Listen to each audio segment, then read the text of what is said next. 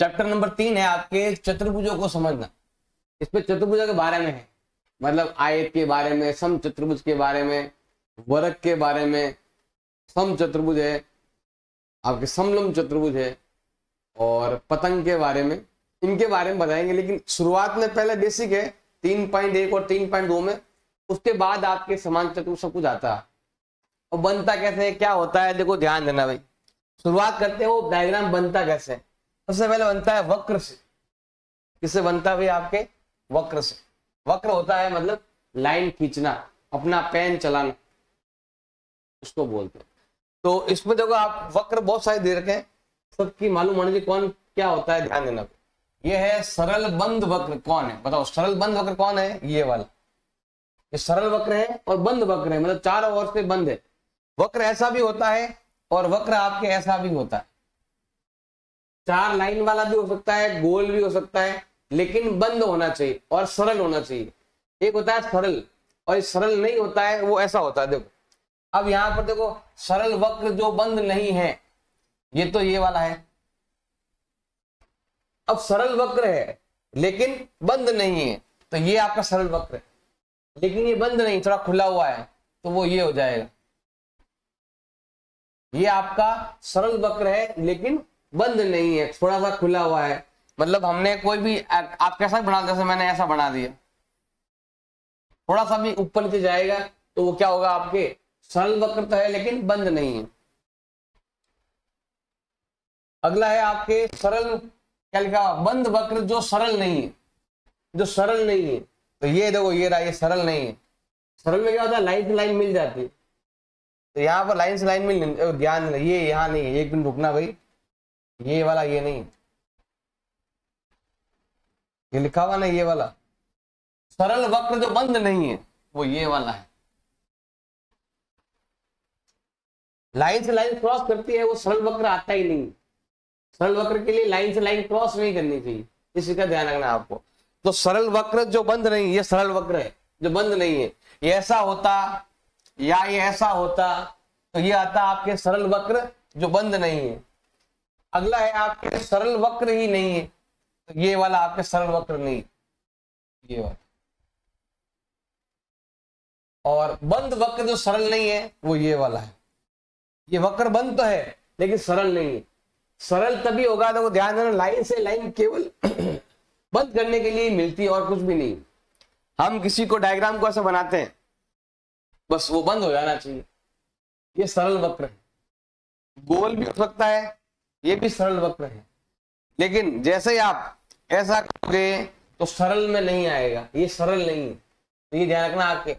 तो लाइन से लाइन जहां क्रॉस करती है, देखो यहां पर क्रॉस किया, यहां पर क्रॉस किया, तो ये सरल नहीं है। ये सरल नहीं है और बंद भी नहीं है। ये सरल नहीं है परंतु बंद है।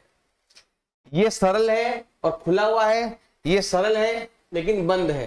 बस इस चीज का आपको ध्यान रखना है, सरल कौन सा है कौन सा नहीं है, क्योंकि ये क्वेश्चन है आपके 3.1 का पहला क्वेश्चन है, तो इस चीज का आपको ध्यान रखना है। केवल रेखाखंडों से बना सरल बंद वक्र बहुभुज कहलाता है।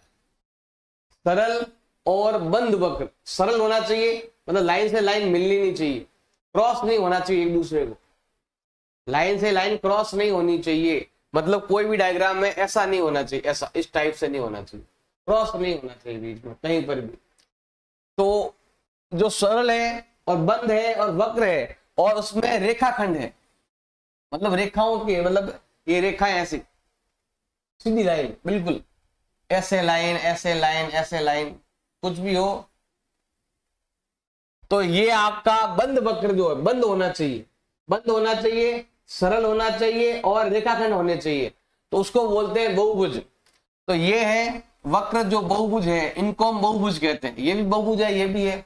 अब यहां देखो लाइन से लाइन क्रॉस कर गई, तो ये आपका बहुभुज नहीं है, तो ये वाला आपका बहुभुज नहीं है और ये वाला आपका बहुभुज है।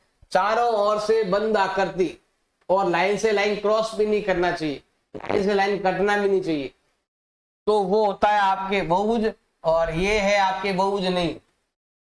अब आते हैं विकर्ण।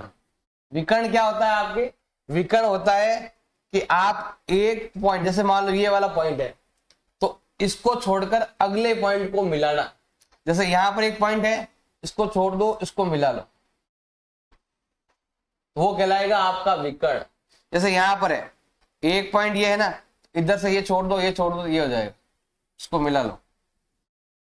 किन्हीं दो शीर्षों को, आसन शीर्षों को छोड़कर, आसन मतलब लगातार शीर्ष नहीं लेना है, मतलब एक को छोड़कर एक लेना है आपको, और दो शीर्षों को मिलाना है जिसमें आसन नहीं होना चाहिए, पास वाला नहीं होना चाहिए। जैसे इसको नहीं मिलाना है। अगर आप आसन को मिलाओगे तो वो तो भुजा हो जाएगी। आपको क्या करना है, एक पॉइंट को छोड़कर अगले पॉइंट को लेकर मिलाना है। जैसे यहां पर देखो ये पॉइंट है, तो इधर से एक छोड़ दो, इधर मिला लो। अब आप चाहो तो इधर से मिला दो, यहां पर भी मिला लो, कुल मिला के केवल एक पॉइंट छोड़ना है। जैसे यहां पर देखो इधर से एक पॉइंट छोड़ दिया, इधर मिला दिया। केवल आसन पॉइंट जो है ना, आसन भुजा, जो आसन शीर्ष है वो छोड़ना। आसन मतलब होता है पास वाला, पास वाले शीर्ष को छोड़ दो, दोनों को मिला लो, दोनों को छोड़कर मिला देना। नेक्स्ट पॉइंट है आपके अभ्यंतर और बहिर्भाग। अभ्यंतर मतलब होता है अंदर वाला भाग, मतलब ये वाला भाग। कोई भी आकृति है उसके अंदर वाले भाग को बोलते हैं अभ्यंतर, और उस आकृति के बाहर वाले भाग को बोलते हैं बहिर्भाग। जैसे ये आकृति है, कोई भी आकृति लो, मर्जी है जो, जैसे मान लो ये मैंने डायग्राम ले लिया, ये वाला, जैसे ये डायग्राम है आपके, इसमें ये वाला भाग जो है, ये वाला भाग, इसको बोलते हैं अभ्यंतर, और ये जो बाहर पर कुछ भी है ना उसको बोलते हैं हम बहिर्भाग। तो किसी भी आकृति के अंदर वाले भाग को बोलते हैं अभ्यंतर, उस आकृति के बाहर वाले भाग को बोलते हैं बहिर्भाग। तो ये आपको ध्यान रखना है। अब आते हैं यहां पर उत्तल और अवतल, कॉन्वेक्स और कॉनकेव। उत्तल भाग क्या होता है, ध्यान देना भी, जिसके विकर्ण अंदर बनते हैं वो है उत्तल। जैसे यहां पर देखो मैंने इसके विकर्ण बनाए, एक विकर्ण, दो विकर्ण, तीन विकर्ण, चार विकर्ण, पांच विकर्ण, छह विकर्ण, सात विकर्ण, आठ विकर्ण, नौ विकर्ण, कितने विकर्ण बना लो, जितने भी विकर्ण बनेंगे वो सब अंदर बनेंगे। अंदर बना तो उत्तल है। अगर देखो विकर्ण में यहां बनाओ एक विकर्ण, अब देखो इसको छोड़ दिया, इसको पकड़ लिया, तो ये दोनों पकड़ेंगे तो विकर्ण बाहर बन गया। एक पॉइंट को छोड़कर, इसको छोड़ा, इसको पकड़ा, मिलाया, बाहर बन गया। आकृति के बाहर विकर्ण बनता है तो उसे हम क्या बोलते हैं, अवतल। तो वो आपके अवतल है, ये आपके उत्तल है। इसके विकर्ण केवल दो होते हैं और दोनों अंदर बनेंगे। इसके विकर्ण भी दो होते हैं, दोनों अंदर बनेंगे। जिसके विकर्ण अंदर बनते हैं वो उत्तल है, जिसके विकर्ण बाहर बनते हैं वो आपके अवतल है। बस इस चीज का आपको ध्यान रखना है। एक है आपका समबाहुभुज और एक है आपका विषम बहुभुज।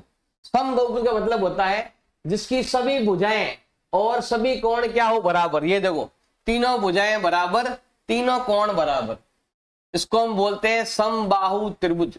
इसको हम क्या बोलते हैं भाई, समबाहु त्रिभुज, जिसके सभी कोण और सभी भुजाएं बराबर हो। अब जिसकी सभी भुजाएं और सभी कोण बराबर हो और उसमें चार भुजाएं हो तो उसको बोलते हैं वर्ग। उसको हम क्या बोलते हैं भाई, वर्ग बोलते हैं। पांचों भुजाएं और पांचों कोण बराबर हो तो उसे बोलते हैं सम पंचभुज। क्या बोलते हैं उसको, सम पंचभुज। सम लगा दो फिर आगे। जिसकी छह भुजें बराबर है और छह कोण बराबर है तो उसको बोलते हैं सम षष्ठभुज। यहां पर आएगा सम षष्ठभुज। लेकिन जिसका केवल दो भुजाएं बराबर हो या दो कोण बराबर हो, बाकी वाले कोण बराबर नहीं, बाकी वाली भुजाएं बराबर नहीं हो, जैसे आयत है, समकोण त्रिभुज है, या फिर इसमें दो कोण बराबर। अब ये भी पंचभुज है, पंचभुज ये भी है और पंचभुज ये भी है। ये कहलाएगा सम पंचभुज और ये कहलाएगा विषम पंचभुज। ये कहलाएगा सम षष्ठभुज और वो कहलाएगा सम नहीं कहलाएगा, विषम कहलाएगा, विषम षष्ठभुज कहलाएगा। जिसमें भुजाएं क्या है आपके अलग अलग है, सारे कोण नहीं मिल रहे हैं। देखो इन चारों कोणों का माप एक जैसा है, इन दो का माप एक जैसा है, ऐसा काम नहीं आएगा। सभी कोण एक ही माप के हो, सभी भुजाएं एक ही माप की हो तो उसको हम बोलते हैं सम षष्ठभुज। और अगर पांच भुजाएं तो सम पंचभुज। और अगर 4 भुजाएं हैं तो वर्ग बोलते हैं, और 3 भुजाएं हैं तो बोलते हैं समबाहु त्रिभुज। इनके नाम आपको याद होने चाहिए, आगे क्वेश्चन में आएंगे प्रश्नावली में तो वहां पर आपको काम आ जाएंगे। प्रश्नावली 3.1 क्वेश्चन नंबर 1, यहां पर कुछ आकृतियां दी गई, ये रही बहुत सारी आकृतियां। अब हमें बताना है कि इसमें से साधारण वक्र कौन कौन सा, साधारण वक्र कौन सा, साधारण मतलब होता है सरल वक्र, साधारण बोल दो या कह दो सरल वक्र कौन कौन सा है।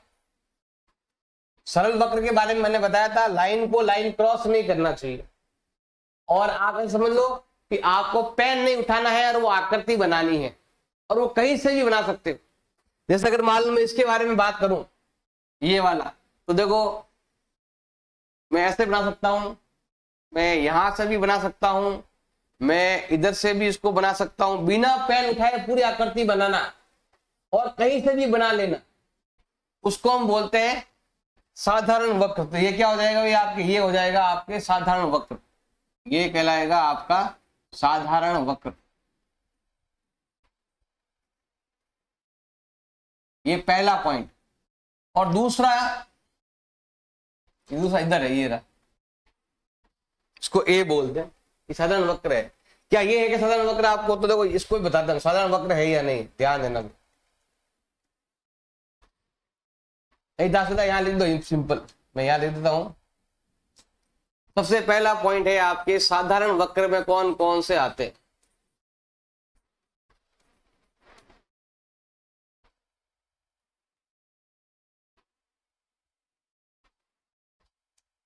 जिसको हम पूरा बना लें, जैसे यहां पर देखो नंबर 1 आता है। अब ये वाला, ये बना के देखो, ये हम बना के ट्राई कर देखो, मैंने बनाया, बन गया। मैं यहां से बनाऊंगा तो भी बन जाएगा, यहां से बनाऊंगा तो भी बन जाएगा। इसका मतलब ये वाला डायग्राम बन रहा है, इसका मतलब ये भी क्या है आपका साधारण वक्र है, दूसरा भी क्या है आपके साधारण वक्र है।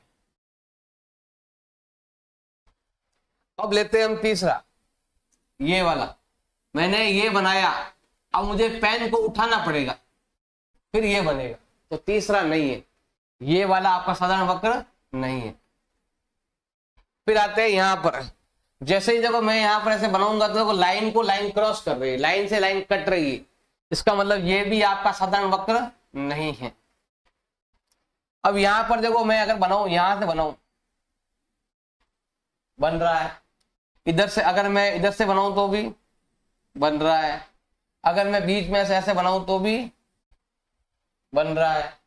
मतलब आप कहीं से भी बनाओ वो डायग्राम बन जाना चाहिए बिना पेन उठाए और बिना उसको वापस से क्रॉस किए, पूरा बन जाना चाहिए।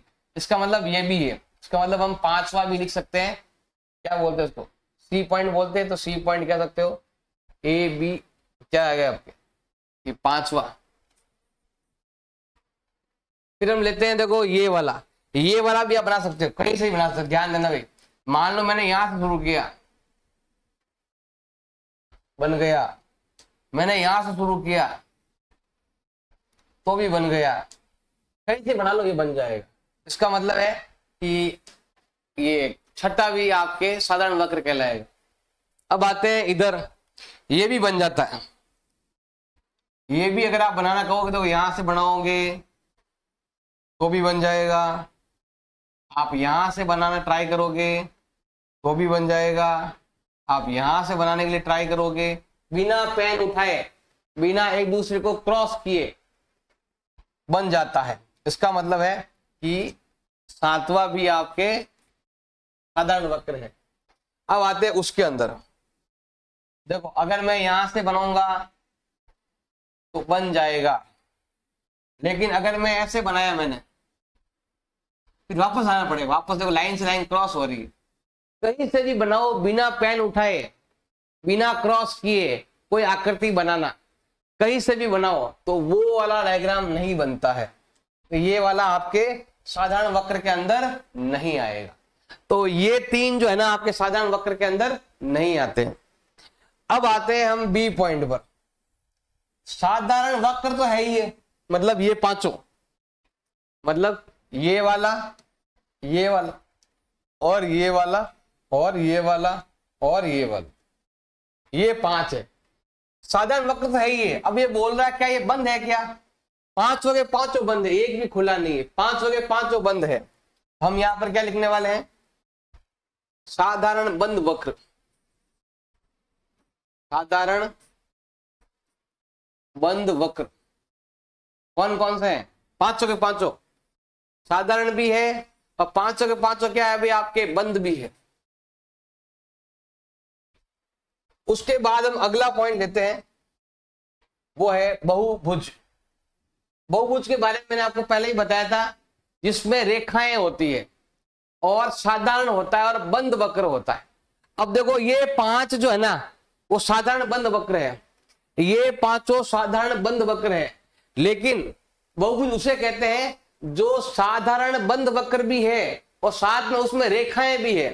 तो रेखा केवल इसमें तो दो ही रेखा है, बाकी तो गोल आ गया, तो वो काम नहीं आएगा। केवल ये दो ऐसे हैं जो साधारण भी है, बंद भी है, वक्र भी है और रेखाएं भी है इसमें। तो अगर आपसे पूछ ले साधारण, क्या पूछा इसने? बहुभुज पूछा है। क्या पूछा अभी इसने? बहुभुज। बहुभुज का मतलब होता है साधारण बंद वक्र जो रेखाओं से बंद हो। रेखाएं से बंद ये और ये वाला है, मतलब पहला और दूसरा। अब आया है बहुभुज यहां पर, बहुभुज यहां पर, मतलब इन दोनों के बारे में ही बात कर रहा है। तो जैसे ही बहुभुज नाम आता है, देखो अगला है आपके उत्तल। उत्तल बहुभुज। देखो यहां बहुभुज लिखा हुआ है। बहुभुज केवल ये दो ही है, 1 नंबर 2 नंबर। ये रहा 1 नंबर और ये रहा 2 नंबर। हमें चाहिए एक तो उत्तल और एक हमें चाहिए अवतल।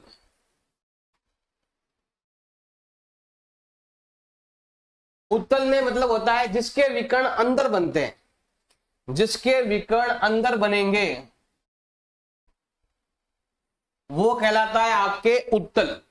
और जिसके विकर्ण बाहर बनते हैं, देखो यहां पर अगर मिलाते हैं इन दोनों को, जिसके विकर्ण बाहर बनते हैं वो होता है अवतल। तो ये अवतल है और वो आपका उत्तल है। तो हम क्या लिखने वाले हैं यहां पर?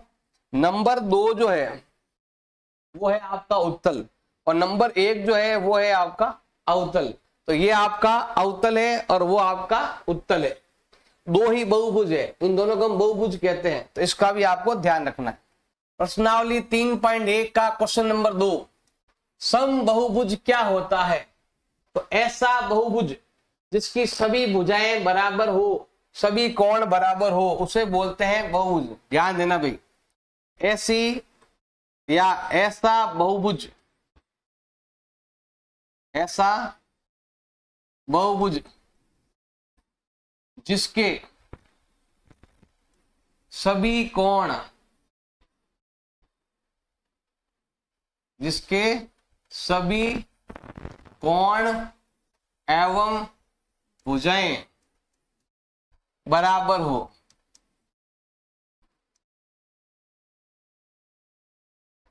जिसके सभी कोण आपस में बराबर हो, सभी भुजाएं आपस में बराबर हो, सभी कोण बराबर हो, उसको हम बोलते हैं समबहुभुज बोलते हैं।